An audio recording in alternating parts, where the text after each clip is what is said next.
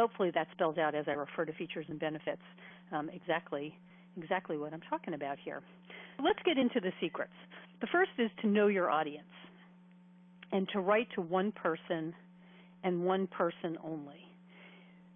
You're never, well, I shouldn't say never, but rarely is anything that you write going to be read by more than one person. It's usually one person who's sitting and reading something. And what we tend to do is we think about the audience reading, and so we write in the plural, which is way less compelling for the reader. So here's some examples of that. I could say, some of you reading this newsletter I'm writing may already know, or I can say you may already know. Now I'm dialed into you, and I've got your attention. To learn how to sharpen your copy. You are here to learn how to sharpen your copy. So now I'm speaking to you, and so you tune in, with your eyes if you're reading and with your ears if you're listening. When I say you, and it's clear that I'm addressing you, and this gets back to our point of addressing people's pain points, because now you know that I'm speaking to you, and if I can tap into your problem and describe it clearly, you know that I'm speaking to you. And so you want to make it intimate. Somebody reading your copy should feel like they are in a conversation with you, and you're in a conversation with them. And so one of the ways to do this for you as the writer and to get yourself in the right frame of mind is to really picture that person. If you're writing, we'll use the anti-aging example. If you're writing the aging audience, and say it's predominantly women. It isn't absolutely all women, but what do you know about somebody who would want that product? What does that woman lay awake worrying about, and why? Who is she? Where does she live? Does she live in an urban environment? Does she live somewhere else? Any demographic information that you can know about her doesn't mean that you're going to write copy that's so targeted and focused that that it eliminates everyone else. But what it helps you to do is dial into that and actually picture them, literally get an image in your mind of who this target person is. If it's somebody that often makes it really easy, because you can sort of imagine how they think and feel and how they might react, and it helps you to write more active and engaging copy. If you literally have someone sitting in the chair that you're speaking to, or in this case writing to. So it really helps to have a profile, and I'm not suggesting you have to do in-depth, detailed research. You have to do some research, and some of it will be your gut or your intuition, or which is often pretty accurate in understanding your audience if if you've done the research and you know who you're writing to and what you're writing about. But it's really important to make sure that you don't write in the plural. And read over what you're writing, because even seasoned writers will make that mistake even in certain places inside of a piece. So make sure that that's something that you avoid. Secret 2 is emotion drives the train. Like I said earlier, we're motivated by one of two things. We do things to gain pleasure or to avoid pain, and so you're not always writing to someone's pain. You're not always writing to a problem. Sometimes you're writing towards somebody's desire or what they want. A good example of that is the luxury goods market that requires quite a lot of copywriting, but you're really writing to somebody's hopes and dreams and wishes. You're not writing to their pain, although there's always a couple of angles, and you could be writing to the pain of not being part of that market and how they feel. But you want to make sure that you're telling them first what it is that you know about them so that they identify, and you're going to come in with your solution. So it has that sequential order. So here's an anti-aging example of that with the headline, "Would you like to look and feel 10 years younger in the next 3 months?" And so what it does is it taps into their hope and their desire. If somebody is looking at anti-aging products, you can be pretty certain that the answer is yes. They'd like to look 10 years younger, and in the next 3 months implies that it's going to happen quickly. So that headline addresses the pain pleasure factor, and it also addresses something that everybody wants. We want everything fast. We want everything yesterday. We want everything quickly. But particularly, if you want to look and feel better, you're happy if it can happen faster instead of slower. Here's another one that I wrote for an insurance. It's not an insurance company. It's a man who has a product. Who are insurance agents and brokers. And what this is meant to do here is it touches into both of those things. I see someone says the audio is cutting in and out, and I don't know if you're listening on your speakers, it might be that, and you might want to try phoning in because it could be a computer issue. Hopefully, it's not an issue on this end, and nobody else is having it. So what this headline meant to do, underwrite your toughest cases. So what we know about this particular target audience is they lose a lot of money because there are cases that they can't underwrite for a whole variety of reasons. And what the problem that it solves for them is if they could underwrite those cases and they could increase their underwriting numbers, then they can increase their income dramatically. And so we hit them with the problem and with the benefit in a really, in under 10 words really, in a short headline that was, you'll see other pieces of this as we move through the presentation. This was in obviously a postcard special offer to do some lead generation for this particular product.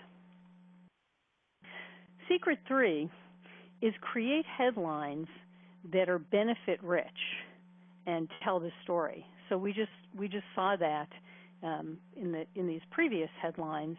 We saw some headlines that we'll just click back here that do just that, right? Underwrite your toughest cases and increase your income. It gives the benefit, and it tells a little bit of the story. There's a trick. This is a little side trick because it's not included in these secrets, or maybe a secret, not so much a trick.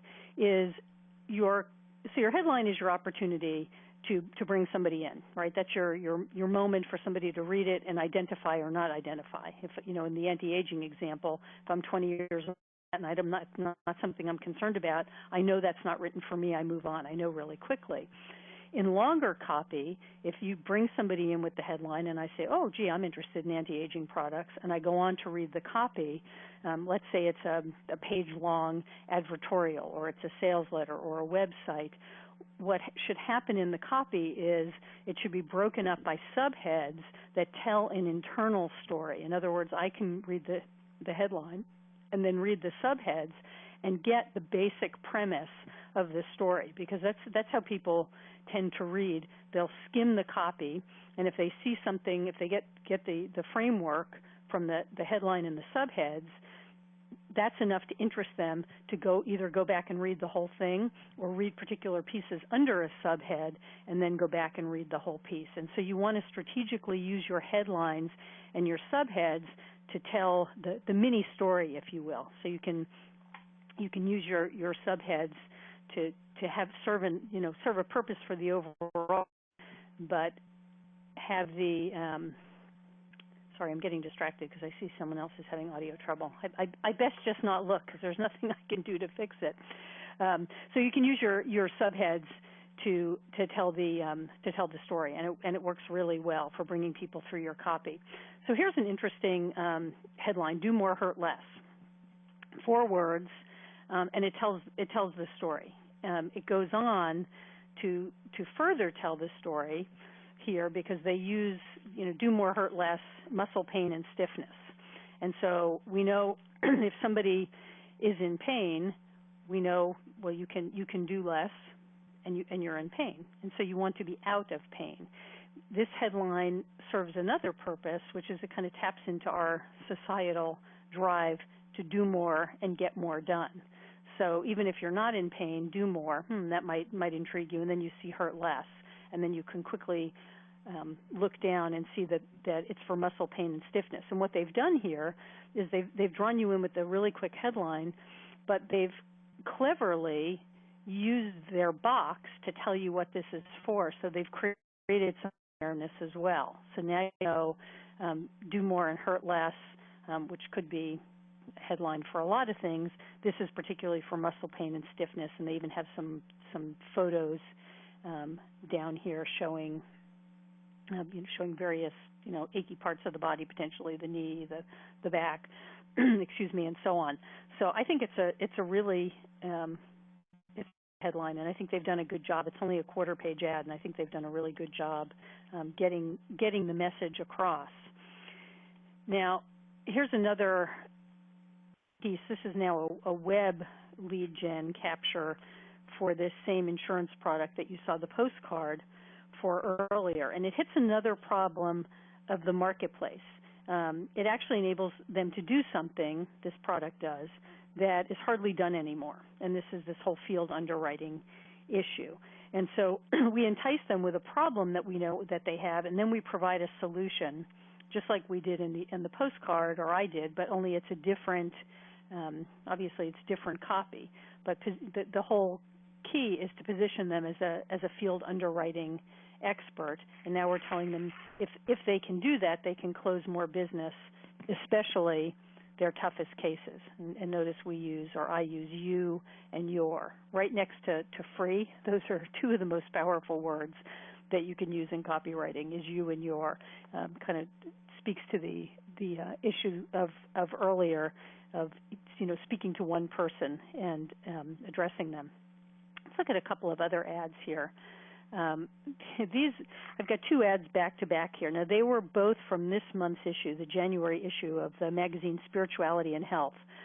And I was flipping through this magazine, and I thought this was really interesting. The ad I'm going to show you next was the inside front cover. This ad was right next to it, so it was the first page, and these two were next to each other. And they really struck me how poor this one was, and how the other one, exactly what this one doesn't. So let's just look at this one for a second.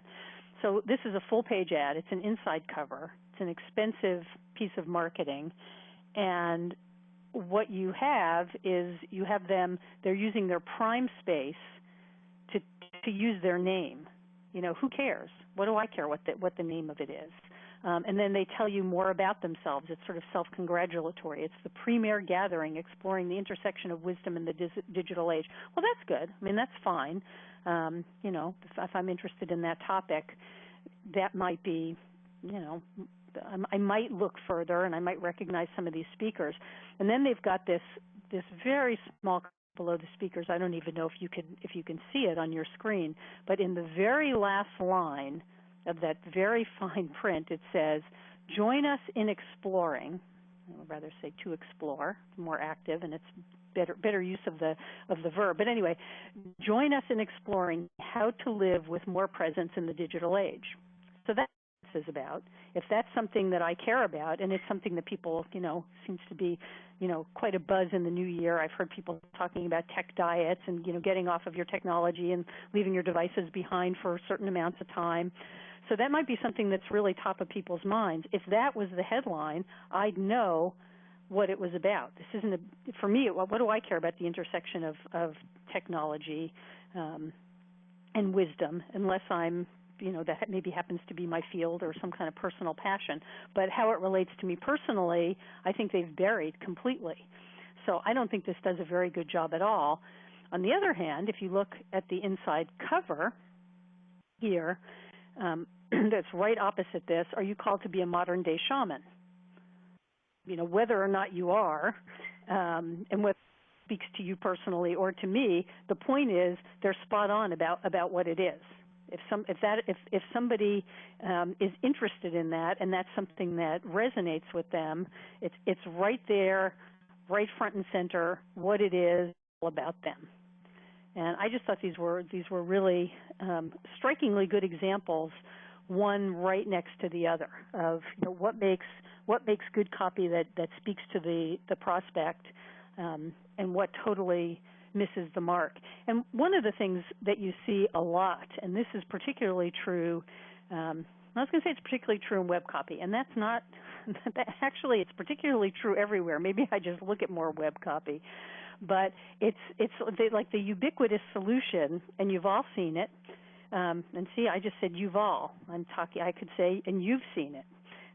good example of using that in in speaking and in copy and addressing an audience. But what you see is you go and to a website and it tells you XYZ company has been in business for 14 years and we have 85 years combined experience helping companies do blah blah blah blah blah, and it's really the default copy that people have in most of their marketing, whether it's print marketing or it's the web.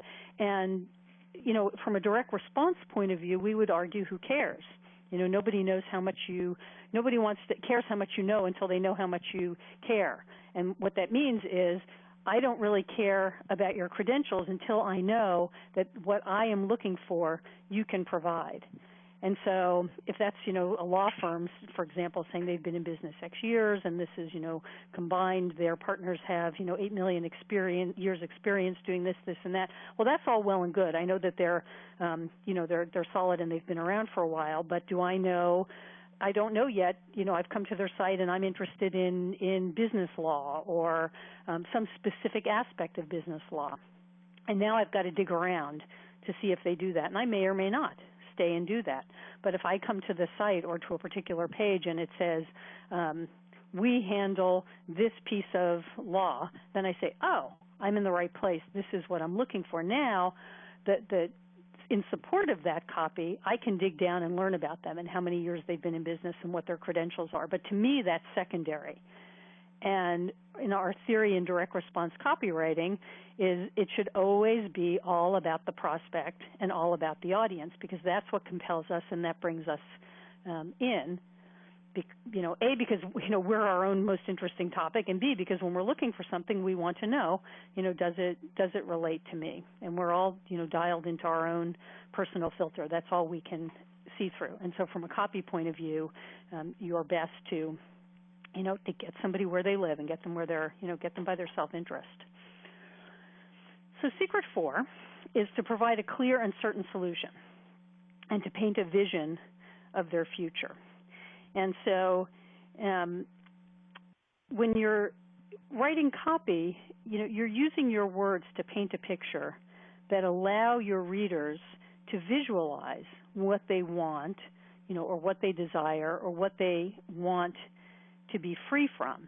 So let's go back to the anti-aging campaign. And this headline is meant to work hand in hand with the picture to tell the story with the added benefits on the left side. And so the headline is, you look 10 years younger. What have you done? And then, how would you feel if you heard that over and over again? You can look and feel 10 years younger just 90 days from today. And we've got a before and after picture. I hope you can see that. It's a pretty dramatic one that gives you a visual on the product and what it would look like. She looks more than 10 years younger to me, quite truthfully, but nobody would argue with that if they were going to use the product. But the idea here is that the headline works hand in hand with the picture to show somebody very graphically what the benefits could be to them. And and we have that the old cliche, a picture picture tells 1,000 words, and I guess cliches are live on for a reason. So it's a very powerful use of the image. Here's a home page that I wrote for an acupuncture site, and the headline gives the benefit, an energized, balanced, healthier you. While the other headline, which is kind of a subhead that frames the copy, acupuncture is a safe, natural solution. And that's also an answer to all of the problems. Do you suffer from insomnia, allergies, chronic pain, digestive disorders? Are you concerned about aging skin, sagging, wrinkles, or fine lines? So these are all the things that she addresses in her acupuncture practice, and surrounded by the headline that is meant to speak to you, and here are your problems and here are your solutions. And so it's meant to be a very clear message. And both these slides illustrate copy that describes what you stand to gain. They're simple, but they tell the story, and it gives you again, it's on a home page, and it tells you if you're in the right place. What her site said before I rewrote it was, using her name is has this many years experience here, these are where she's got her degrees from, this and that, which is all good information, which you can get now on the About Her tab. But what happens when the person comes here now is they see something that's about them, and so they can decide whether they're actually looking to be energized, balanced, and healthier. Well, then they can read further, rather than seeing this about her and having it be white noise because that's what they've seen on everyone else's site. So and so has been practicing this many years with these degrees. So good with copy, less is always more. Good copy is concise, and it gives you what you need or want to know, ideally with the fewest words that are still descriptive and evocative.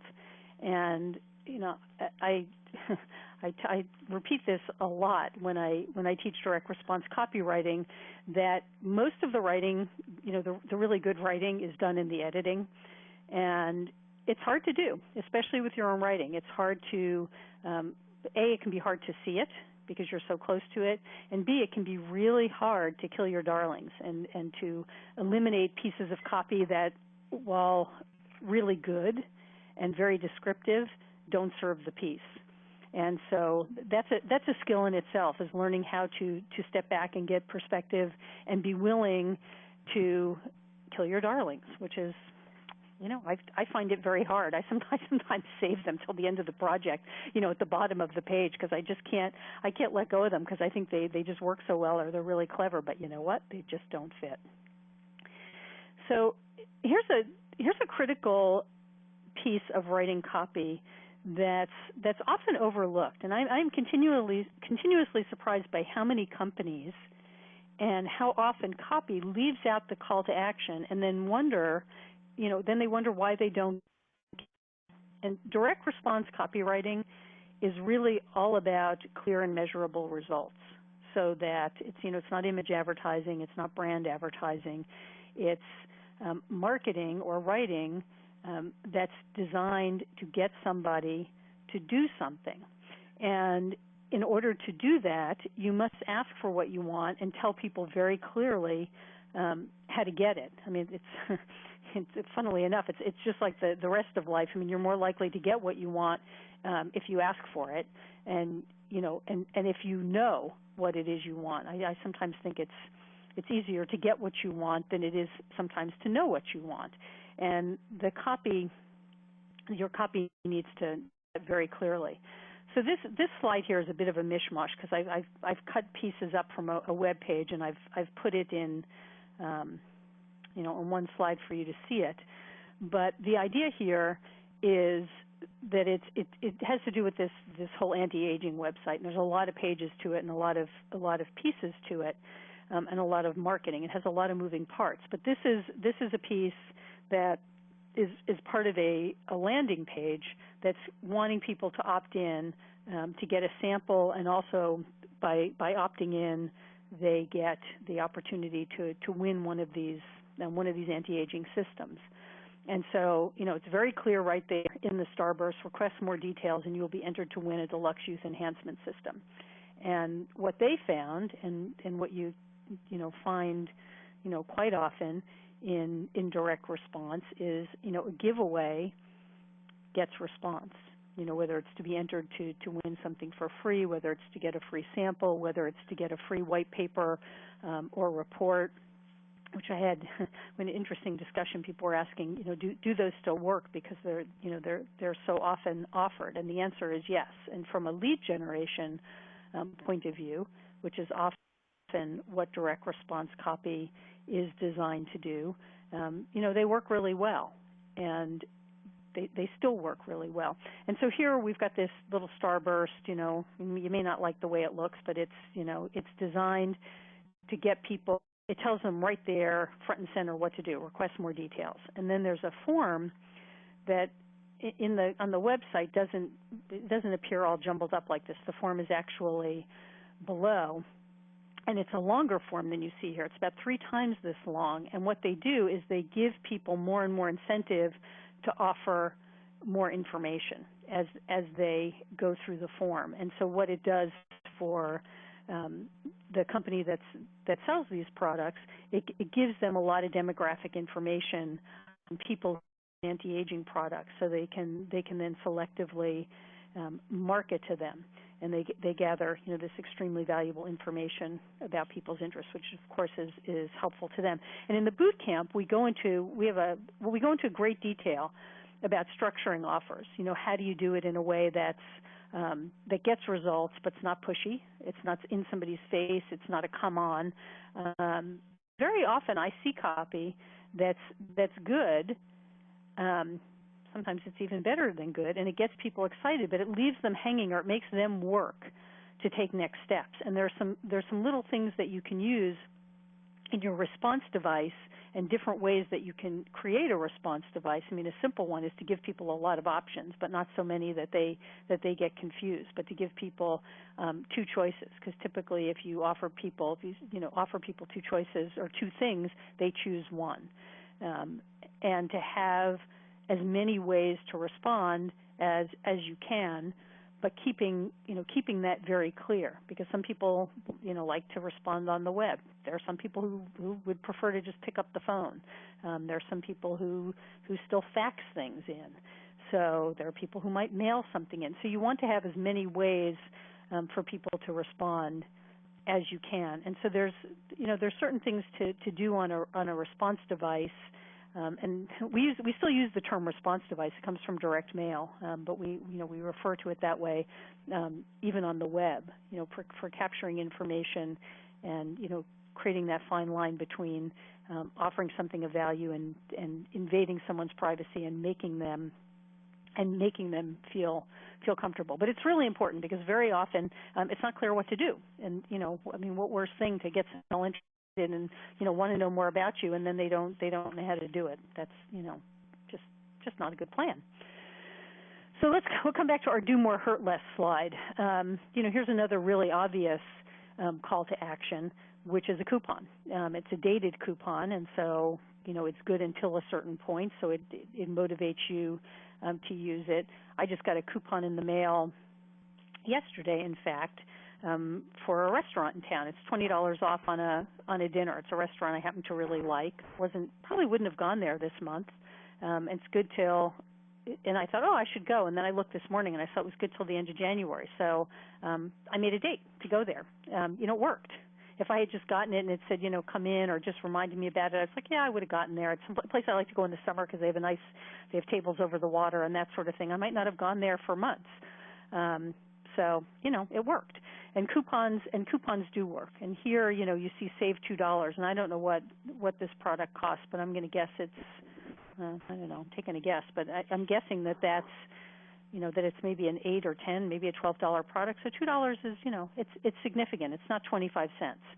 So, a coupon is always a good thing. And what they do here, and I'll just point it out even though it's not what we're talking about, not only do they have a good headline, and they use some brand identity to tell the story with the muscle pain and stiffness, as I mentioned earlier, we've also got, in the coupon, we've got the picture of the box, so it's really easy to, chances are you're going to cut that out. You might leave it on your kitchen counter. You might leave it somewhere where you see this over and over again, which is really, what's an interesting thing, it's something we talk about in direct mail. Getting real estate in somebody's space is a really valuable piece of marketing. So if I can get you to cut something out that you may look at more than once, I get more bang for my buck, because typically we need to see something 7 to 9 times before we take action. And I may cut that out and look at it 3 or 4 times and now start to feel a familiarity with it. It's why people use magnets that you can stick on your fridge, or other little giveaways, so that you're it's creating brand awareness. But it does make you feel a familiarity with and a comfort with the brand name. So that's a nice little thing about coupons too, in addition to being able to create a time sensitivity. That works really well. So I'm going to take questions here in a minute. And before I wrap up and take your questions, I'll just summarize the points really quickly. You can see them here. Know exactly who you're writing to, and write to one person. Get them in your mind's eye. Create headlines that are benefit rich. Your headline or your homepage, or your headline on your homepage if you're writing copy for the web. It's your 2 or 3 seconds to get someone's attention and get them to identify, to know whether you're writing to them or not. Example with the anti-aging. I said if somebody 20 years old reads it, they'll go, oh, this isn't for me, and they'll move on. Someone middle-aged reads it, and this is an issue for them. This is a flashing light that says this is for you. Read on. The product may not be. It may not be something that grabs them. It may not be their price point. It may not be their type of thing, but they know that this is for them, and that's what you want to do. That's your goal is to is not only to be intriguing, but to identify your audience. Write to people's pain, and again, not to be manipulative, but so that people understand that you understand them. So if you understand my problem and you can make it clear to me that you do, it makes me more open to listening to your solution, because clearly you understand me. And then you want to provide the clear and certain solution. So once you've opened that door and I say, oh, yes, that is an issue. Yes, I would like my skin to look better. Yes, I'd like to be healthier, look younger, all of these things. Then you say, hey, this is how we do it. This is how this works, and this is why this works, which is, we didn't look at that part of this anti-aging campaign, but we actually go on to talk about their science, not in too much detail, but why it's different, what they offer that nobody else offers. And it's intriguing. I got very intrigued by it. I wanted it by the time I finished doing the research and the writing. And it wasn't my writing that got me to want it. It was the research. Hopefully my writing got somebody else to want it. So, and then finally, to include a crystal clear call to action.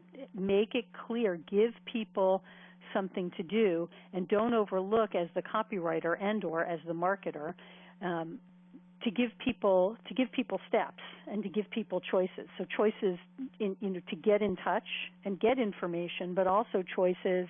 If you can stair step people in, I might not be ready to buy, but I might request some information from the point of view as the business owner, and you might be the business owner when you're the copywriter, or you might be the copywriter writing for a company or a business. Having people who raise their hands and say they're interested is, that's the gold of marketing. So you want to create as many avenues for people to respond, so that you can then go back and market to them. And if people read this and they say, oh yeah, yes. You still have someone who's interested. They may not want to buy it now. They may not want to afford it now. They may not understand it now. But you can keep talking to them, and over time, gain their trust and have them try the product. And so you want to make sure that you give people that opportunity, and you tell them very, very clearly what to do. So in just a moment, I will take any questions. We'll open this up to discussion mode, Q&A mode, so you can be heard. You can also type a question into the chat box. And just before we get to that, I am not going to pitch you or pressure you. It's not our style. But I want you to know that we are starting our 6-week direct response boot camp next week. There's a web address. I hope it's not so tiny on your screen that you can't see it there. We'll send it to you. You'll get a copy of this class. You get a recording. We'll also send you the links. We've got some videos there about some impressions that people had after the class. And the most exciting thing for me is there are people who, because we have a Facebook group, and we stay in touch with people in the class, and people continue to participate in that, and people email me. And the most exciting thing for me is people successful writing careers. They've written to me to ask, how to handle certain aspects of client acquisition or contracts or proposals, and telling me about the jobs that they've gotten and the confidence they've built. So that's really very satisfying for me as but it's also good to know that it's the information and the content of the course can launch careers. So check that out if you're interested. And let me just get us into the Q&A mode so that you can ask questions. Let's see.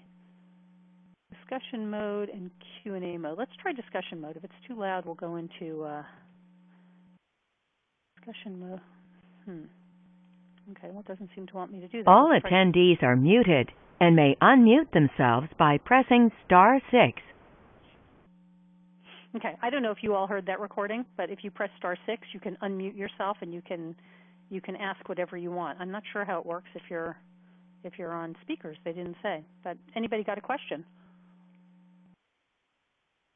Hello, this is Judith in San Francisco, and I have a question. Hello. Hi. Shoot.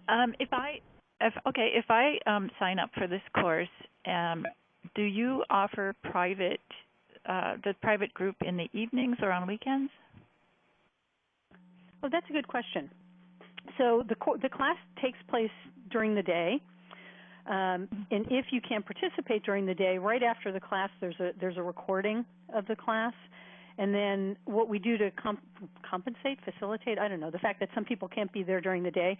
So we have this Facebook group. I'm accessible by email, and there are assignments every week. And so really, there's a chance to do a Q&A in the class. But really, I think the most benefit that comes out of it is that you do the assignments and they get critiqued, and you get to, then improve them and send them back to me. And so there's a private conversation that's going on between us. And then if you've got a question, in the moment or while you're listening to the audio, if you're listening, after it's been recorded, or it's the audio and the video, you can post it in the Facebook, and other people will answer. I'll answer. So you get the interactivity. I have found, oddly enough, that most of the interactivity does not happen during the class session. Does that help? Is that what you were getting at? No. What I'm referring to is at the very top under class details. It says 6 sessions, which I can do during the day. That's not a problem. Plus your private group, and that's what I was wondering about. When does the private group occur? Oh, so the private group is the Facebook group. So it's not another session. Yeah, sorry about that. Okay. Yeah. Thank you. Good. That helps us to know, add clarity to our message. Thanks. Okay, sure. Any questions about the class, about copy, about anything about copy? It doesn't even have to be something we covered today. I'm happy to try and answer anything you might shoot my way. Oh, someone says, oh, look, there's some questions in here. So let's see. When you're writing, do you take into account SEO? If so, what site do you use to look for keywords that might be the most beneficial? Good question. Yes, but it depends. It depends what I'm writing. So that's or what you're writing.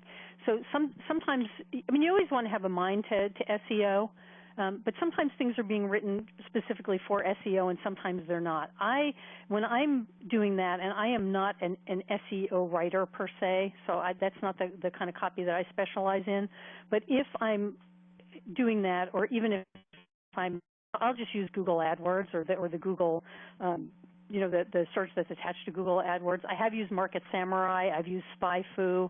I've actually got someone that I hire if it's somebody that comes to me and there's a piece of the site or a part of the copy that needs to be SEO optimized. I'll hire somebody to do the keyword research for me. But I've used all of those sites, and I have found the Google one seems to be adequate for most of what I do anyway. But again, that's not my specialty. So you can let me know if that. Oh, someone is saying SEO. What is that? So that's search engine optimization. And Google has a very complex. Google being the sort of the ubiquitous owner of the web in some ways. We won't go there. But anyway, Google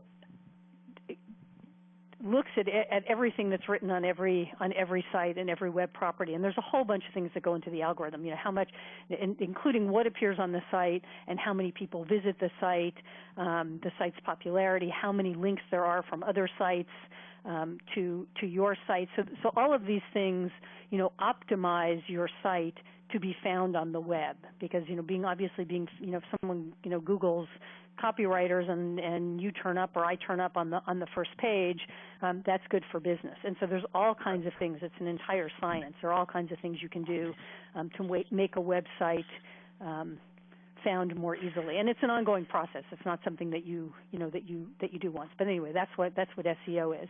And let me just scroll back up because I see there's more questions that are now getting buried. Do we have that email address to send you questions? Yes, my email address, you can reach me at AMY Well, actually, let me give you my San Francisco address. It is info, I-N-F-O, at sanfranciscoschoolofcopywriting.com.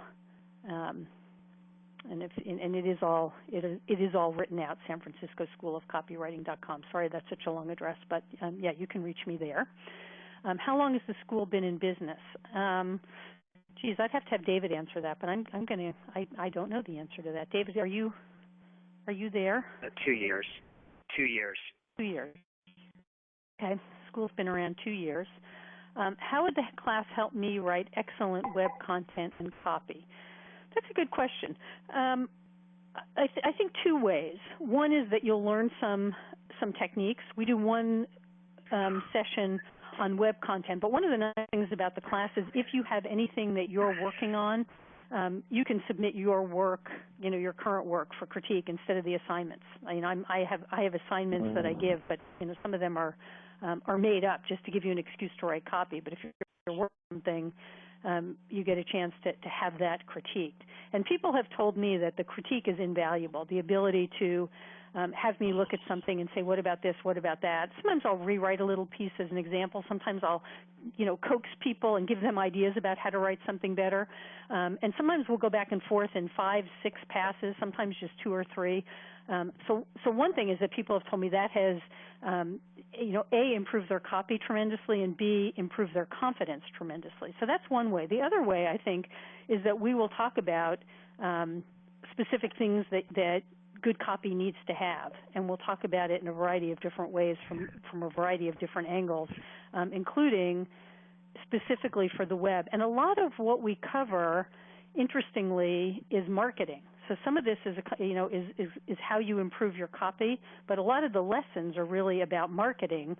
How do you apply the marketing to your copy? Then you apply it real time, and every week you have the opportunity to send me copy that I actually critique. And so that's the real value in the course, I think, and that's what I believe, at least, and that's the feedback I've gotten too, that improves people's copy. So let's see. Let me move down here. What are the best ways to find an entry-level job as a copywriter? That's a complicated question to answer. It depends. It depends if you're looking to, actually work for somebody, like work at an agency, or if you're looking to, start your own business and freelance. Probably, and this is the short answer. And actually, our last session in the boot camp, we talk about, how do you break into the business? It's called the business of being in business, in fact. But, I think, there's any number of ways. I think the best thing, and this is probably true of anything, is to be bold and go after it, but to create some samples. And if you don't have samples because you're brand new, find someone you can write for. Find somebody that's in business. Write something for your own business. Find an organization that you really care about and offer to write something for them for free, and create some portfolio pieces and practice. Build your chops. The truth about copywriting is it's a skill that anybody can learn. It's not some skill you're born with, and you can perfect it. And as you get better, you'll have some things to show. And I'll just say one more thing. There's somebody that's talking in the background. If you can hear me and you can mute yourself, please. Oh well. I'm sorry, I lost my train of thought. Darn it. It'll come back. Copywriting samples, getting a portfolio. Well, I'm sorry, it'll come back to me. They always do. It might come back while I'm answering another question. Sorry about that. I got distracted by the background noise. So let's see. Getting started as a copywriter.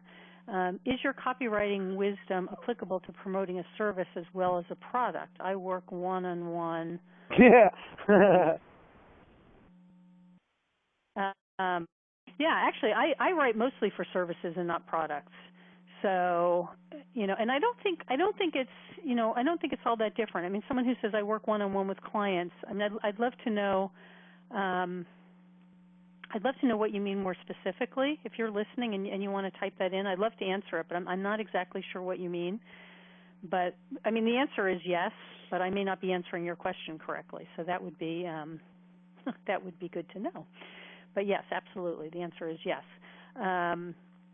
Someone asked me the websites I said I use for SEO. Could I say those again?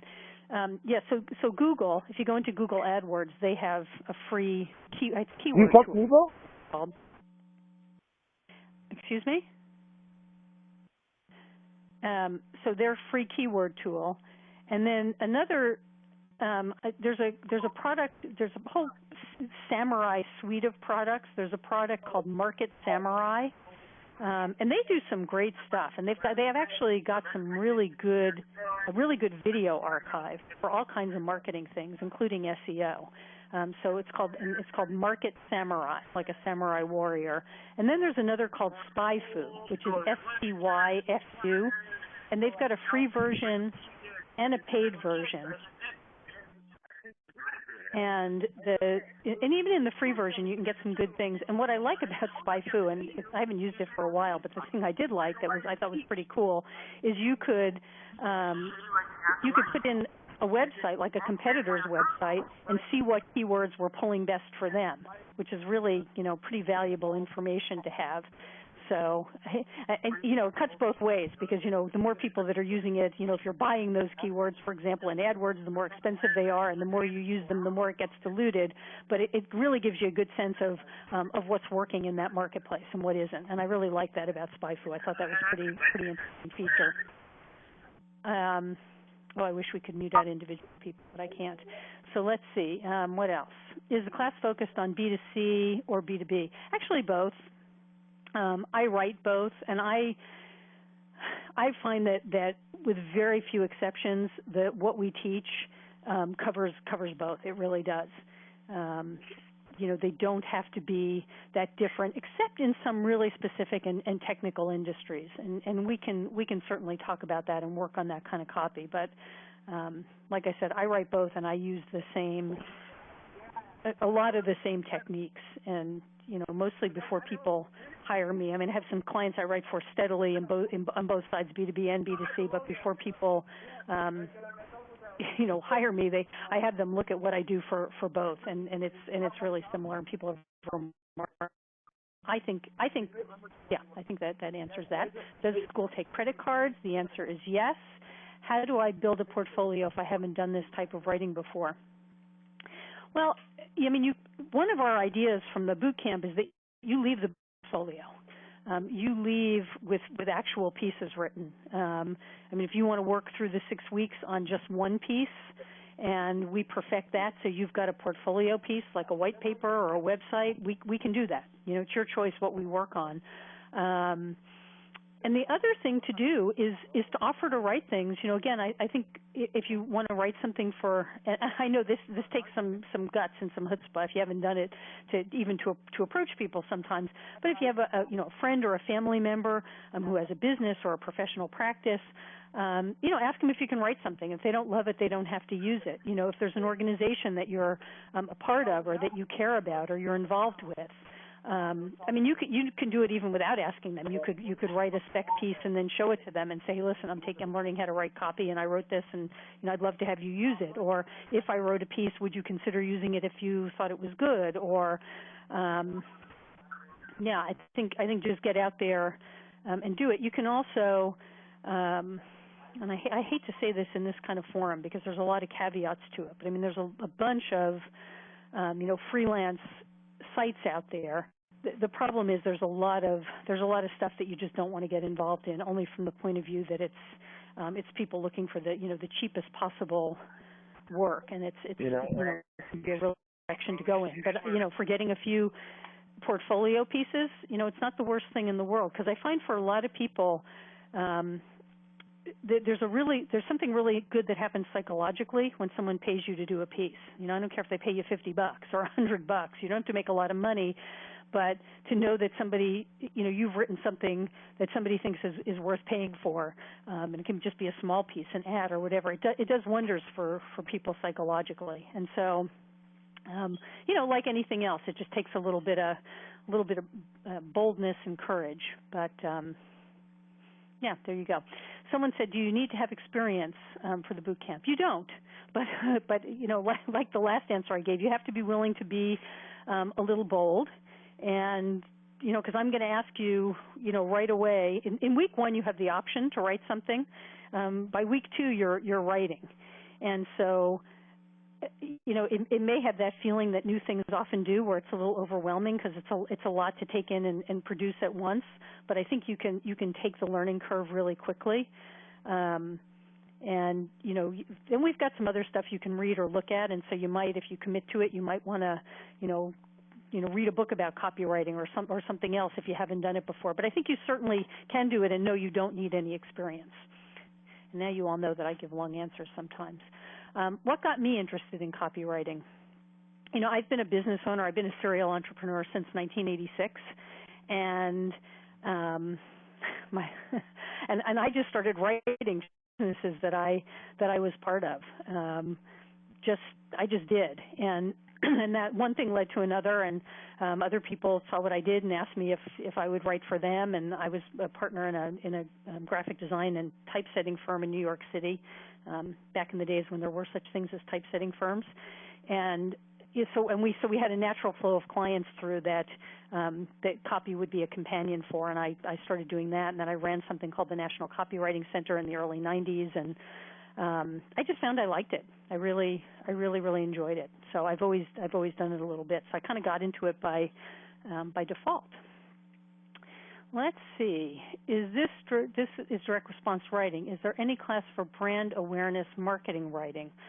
David, I'll throw that over to you. I don't know that there is currently a class for brand awareness marketing. We do have a class. It's generally offered live either in San Francisco or Oakland that focuses on agency writing. Yeah, so check out the site. Go to San Francisco School of Copywriting.com or shoot David an email about that if you don't find what you want off of the site. Is there a resource I could use to find keywords or phrases? So we went over that. If you didn't hear, I'll just repeat them again quickly. Google AdWords, Market Samurai, and SpyFu. And I'm sure if you find those, they'll probably lead you to others. I think there's a lot of them out there. Those are just 3 that I've used reliably. If you're writing an intimate message and consumers typically search multiple channels before making a decision, do you use the same message across multiple channels, or each message channel specific? You know, that depends. And you know, this may sound cliche, but you know, the 3 rules of marketing are test, test, and test. And so, you know, one of the things that's really nice about the web is it's really cheap to test, and there are a lot of ways that you can do it. Now, it might cost you money. Because what I'm thinking of is using landing pages, right, that are specific and different one from the other. Now, it might cost you money to drive some traffic to those pages, but you can gather some information pretty quickly. And I think it's hard to know. You know, you can speculate on that sort of thing, and you know what you think you know, or what you even think you know from a little experience, can sometimes be busted by trying something else. And so, you know, that's kind of a non-answer answer. But I think you can't know until you test it and find out. And again, I may not be answering your question specifically enough, because I may be, you don't always get something by reading it or even hearing what someone says as evidenced by the first question asked. But if you want to type something in to clarify, I'm happy to look. Is there a discount for multiple attendees from the same company? David, I'll turn that one over to you, too. Is there a discount for multiple attendees from the same company? Do you want someone to contact you, or do you have an answer to that? Yeah, just have us contact us directly. So send an email to info@sanfranciscoschoolofcopywriting.com. Okay, there you go. So any questions, you can just email us then at info@sanfranciscocopywriting.com. So what would be good inspiration in writing copy for a clothing line, i.e. Gap, Banana Republic? Well, I think the best inspiration comes from, knowing who shops there. Who shops there and what's important to them. Why would they shop there? Why would somebody buy a particular brand. And there's all kinds of reasons. I mean, there's everything from price to nostalgia to quality to what's the word I'm looking for? You all know what image, or wanting to be associated with a certain style or a certain brand. And so, again, if you're coming up with something for something like that, you don't know. You have to test something, but you can, you can get a pretty good sense from knowing who shops there and finding out, what's important to them. And there's all kinds of ways that you can do that, and some of it you can just do intuitively. I mean, you can even do things really simply like find there and ask them and find out and find out why. Not that everyone is the same, but we're not always all that different. If you ask 10 people that shopped at Banana Republic why they do, you might find that 7 people say the same thing, and obviously that's not a very big sampling, but you might be onto something. And so, so you have two choices there. Really, is you can do really in-depth research and expensive research, or I find, and I don't know if this is.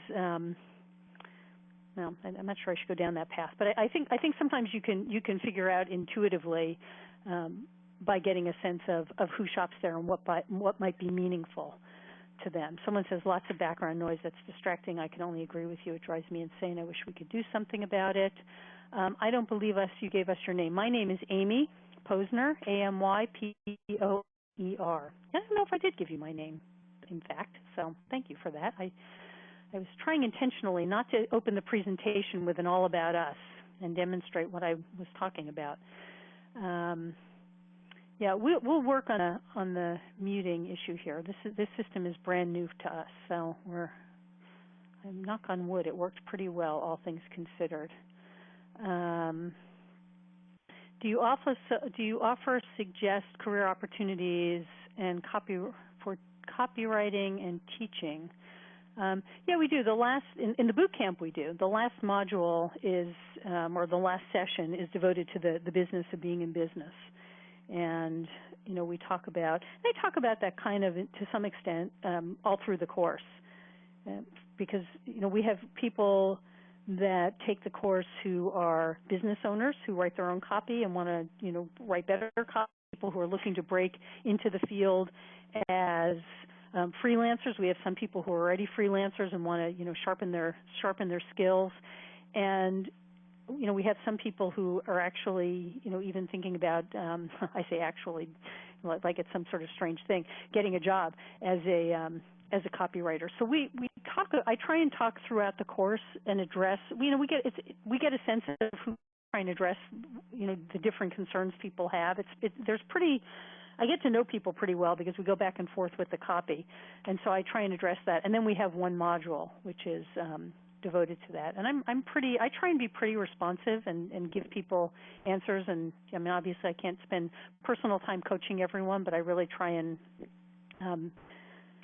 do what I can to make this work for people and get their questions answered and get them what they want out of the course.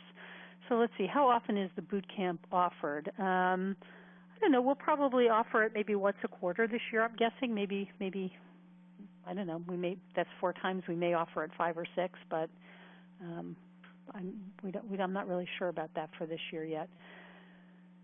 Maybe it's best to go back to the presentation mode. Oh, there's somebody who's got a really smart idea. Hello. Although now it's really quiet. You're right. I could have done that. Well, you can't think of everything, I guess.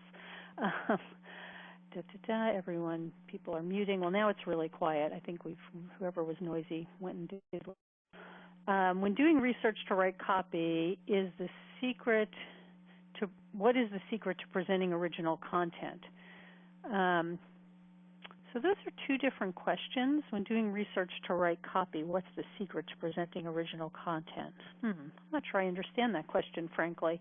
I think this, and I'll answer the secret to creating original content. I think you're going to love this answer. You're actually going to hate it. Is creating original content, and what I mean by that is, so you don't have to copy someone else's content, and you don't have to come up with some brand new idea or angle. It may just be that you bring a fresh voice to the copy. And I've seen that a lot. And I think especially with new copywriters getting started, I think you almost feel like you have to come up with something earth-shatteringly new and different. And you don't necessarily. Sometimes a fresh voice and a new way of saying something, or a shorter, more a way that paints a better word picture can just do the trick, and just bringing your own fresh eyes and fresh voice. And I think sometimes when you're doing research, you'll just see something that somebody else didn't see that may be and again, it doesn't have to be something earth-shattering, but you may just bring a unique perspective or slant to something where you see it a certain way, or you see how what's meaningful to you and how it might be meaningful to other people, and you can express that. And I hope I've answered that question, because I'm not sure I understood it correctly, but you can always type something else. I know we're a little bit over time, but I'll spend another 10 minutes or so and see if we can get through all the questions. So let's see. Someone says, I've never done professional writing. My background is not in marketing or sales at all. Most of my writing has been creative fiction and poetry. Will the boot camp be enough for me, or should I be looking for a more filled-out curriculum? Boy, that's a really good question. It's so individual. It's really hard to say. I think what you'd get out of the boot camp, and take a look at the site, because there's some detail about what we cover in the classes, and see if it resonates with you. And there's, like I said earlier, there's a couple of videos of people. We don't have there because the guy who did it is fixing it or changing. He came from a journalism background, which I guess is really more aligned with copywriting. But it really brought him over to seeing how sort of where they intersect. And I think, boy, it's just a good question. I think you really have to look, go look at the site, see if what you see resonates with you. If you had some specific questions, shoot me an email. I think you'd get a lot out of it. I mean, in my opinion, it's just way harder to be a creative writer than it is to be a copywriter. Copywriting is somewhat formulaic. I mean, I suppose you could say some creative writing, could be too, but it's formulaic, and it's it's something that you learn in practice. And I think there's sort of two sides of the coin. There's the craft of how do you create a good piece, and then there's what goes behind it. And we talk a lot about what goes behind it. And so I would imagine that if you're already a writer, you know how to create the words out of an idea, what you'll get, or what are the ideas, what are the concepts, what does a good piece of copy need to encompass and accomplish, what does it do. So I would think, as I'm talking this through, which is often how I think, I think it might really work for you. But I think the best thing would be to take a look at the topics and see do those resonate with you? Do those feel like they would, kind of fill in the gaps or give you what you need to know? And if it's not clear, email me and ask me specific questions, and I'll try and answer it, more personally. And I guess the thing you asked too was about a more filled out curriculum. I think this would be a really good place to start.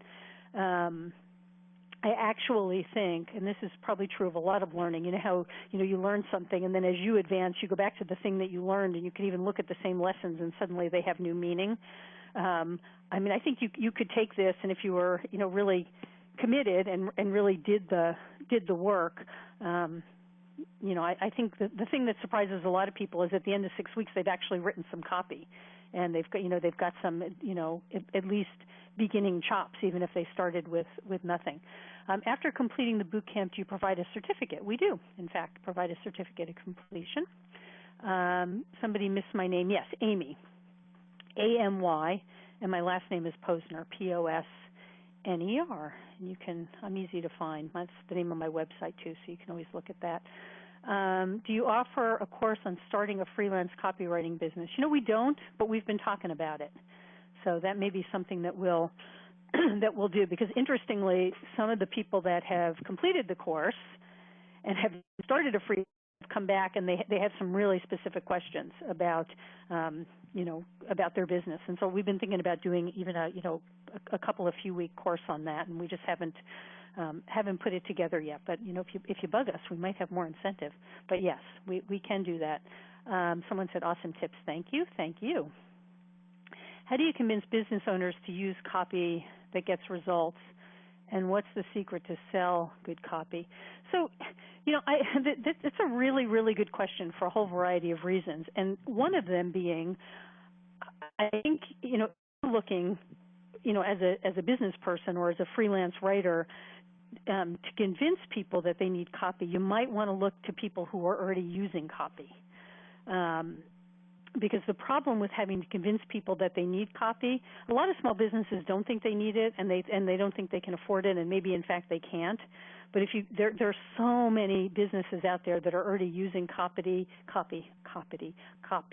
and creative marketing, and they're way better clients to sustain a business if they already know that they need it. Because if you have to convince them that they need it, chances are you'll only convince them once, and you'll spend a lot of your time and energy convincing people, which is very tiring and can be very discouraging. And so I think that's one point. And you asked, what's the secret to sell good copy? I think really is to try and sell to people who already know they need it. One of the problems with being in a business where the end user doesn't understand the product is it can be very, very frustrating. And you spend a lot of your what could be your creative energy and creative juices trying to sell instead of trying to write. Now, don't get me wrong. If you're going to be in business for yourself, you have to sell, you have to promote, you have to prospect. But there are ways to do it that are less painful. Excuse me. And so I really think that's the best bet. And we talk about that a bit in the class about what those markets are and how to find them and how to choose a niche or whether to choose a niche and those kinds of things. So I hope that helps. Do we offer a class geared toward nonprofits? David, I don't think we do we? No. I mean, copywriting is copywriting. It's really the audience you're gearing what you're writing for, right? Yeah. Well, it's funny because I actually do some writing for nonprofits, and it's something I've been thinking about in this past year, whether I want to focus on it. And I happen to think, well, geez, I don't have the skills because it's not something I do a lot of. And I got a call from a friend 2 weeks ago, in fact, who is the CEO of a major nonprofit, and they had hired a marketing firm. I actually did some copywriting for their website, just some basic things, and she wanted me to know what I thought of what they were doing, and could I just give her some sort of outside perspective as a friend. And I looked at it and I thought, well, geez, I could have written any of this. I mean, I could have done the marketing consult, I could have written it. So David, I think you're spot on. I think it just points to what you can do, what you think you can do. So it's kind of interesting.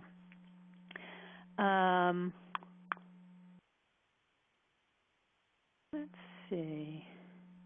Someone is saying we didn't go over it, said it went for 2 hours. Yeah, I think that was a mistake. It was supposed to be an hour, or maybe we just, I'm not sure how that worked. What kinds of material or media does the course cover or focus on? The best thing to do is to look on the site, because we've got the modules and the weeks actually outlined exactly what we do. And I'm not sure what you mean by what kinds of media we cover. We do, we talk about, it's broken up by types of copy, like writing for the web, writing sales letters.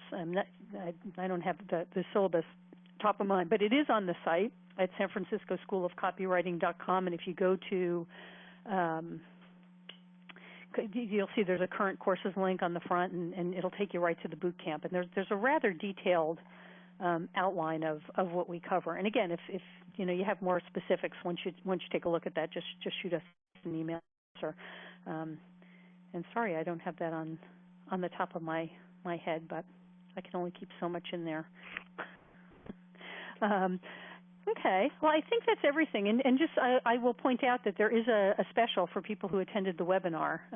The course is $4.99, and you can get it for $4.49. That's hard to say, 3 times in a row, at $4.49 until Friday. So So check that out. And David, I think we'll be sending everyone an email to that effect, correct?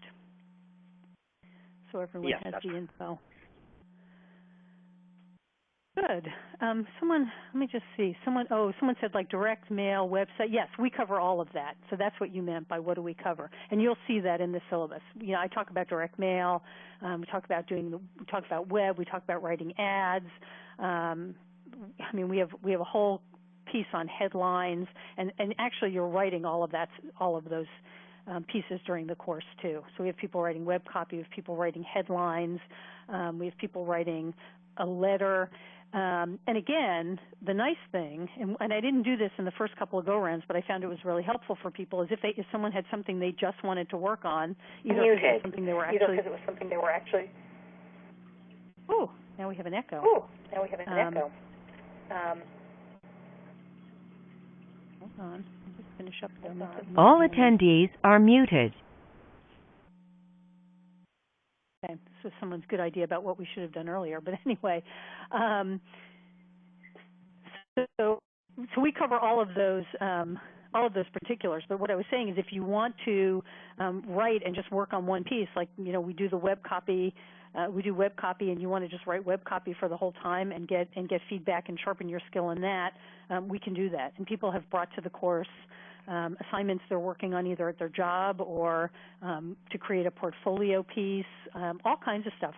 We had a woman in the last class who had written an ebook, and she wanted to work on a series. She wanted to work on a series of emails and a landing page to market her ebook. And so that's what she and I worked on the entire time. She sent me emails, I gave her feedback, she rewrote them, I gave her feedback, she rewrote them, then we moved on to her landing page. It was it's her web page, but and that's what she worked on during the course, and it was great because she got to filter all the information through her own project, which of course is really meaningful because it's if it's something that's yours and you're working on it, I think it sticks better too because everything is more personal. But anyway, I hope that answers that. So.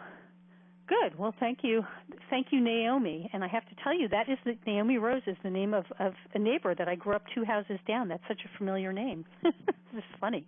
Anyway, well, thank you. Thank you for that feedback, and I hope this was useful. It's the kind of content that we cover in the course, only in more depth. And there's a lot of access and a lot of information. So, unless I see another question pop in. Just thank you all for being here. It's really appreciate your time and attention. Oh, someone has one more. Okay, Patrick, shoot it over. Someone said this was fabulous. Thank you. Patrick, do you have one more? If you pop it in, I'll stay and answer it. Otherwise, we'll wrap up. Let's see. Oh, somebody wants to know. You listened in the car. Can you get a copy of the presentation slides? Sure. I don't see why not. Actually, you'll get a copy of the video, that will have all the slides. And someone wrote, "How do I copyright a book? Please let me know when you decide to do the business course." Okay, we will. And so books we don't. Can we get a copy of the video too? Yes, you can. Can you recommend some good books? Yes, I can recommend a couple of good books. Let's see. I go here to my shelf. I really like Bob Bly's The Copywriter's Handbook. I think that's a must-have.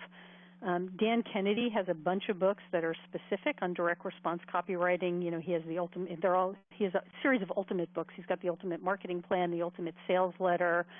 Any of Dan's stuff I think is good. Some people find him a little in your face, but take what you like. But I think Bob Bly's book, it probably is the one like go-to reference to have on your shelf. It's got some more books on the site, I believe. So go there for reference too. And we have a bunch of free pieces you can download as well. Oh, someone says the Adweek Copywriting Handbook. I have not seen that, so there's one too. Joseph Sugarman. Yep, he's an old-time.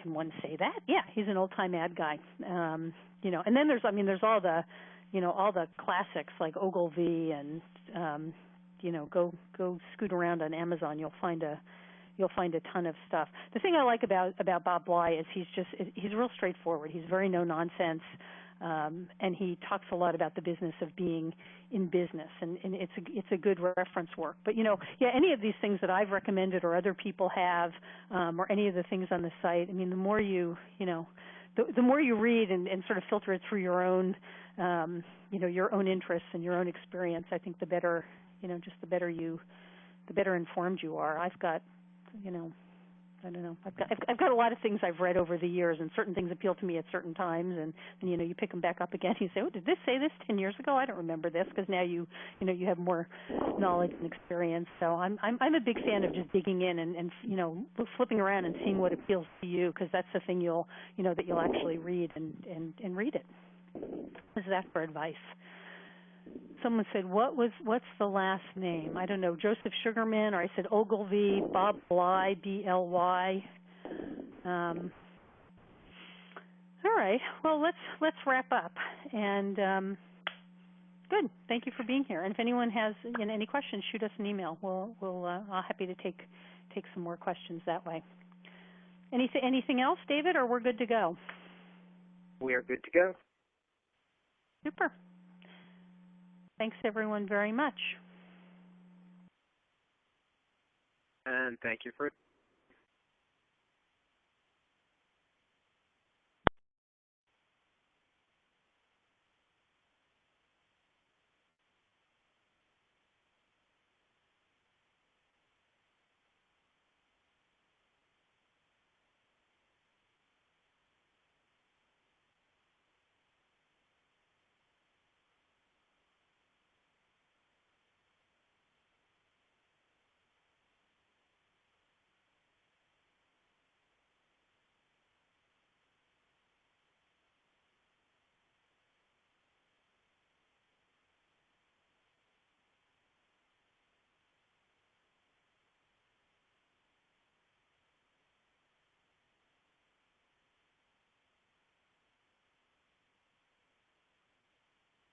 Hey, sorry, I don't know if anybody can still hear me. I clicked off quickly, and the email is info at San Francisco School of Copywriting. We'll send you all this by email, and my name is Amy Posner. Thanks.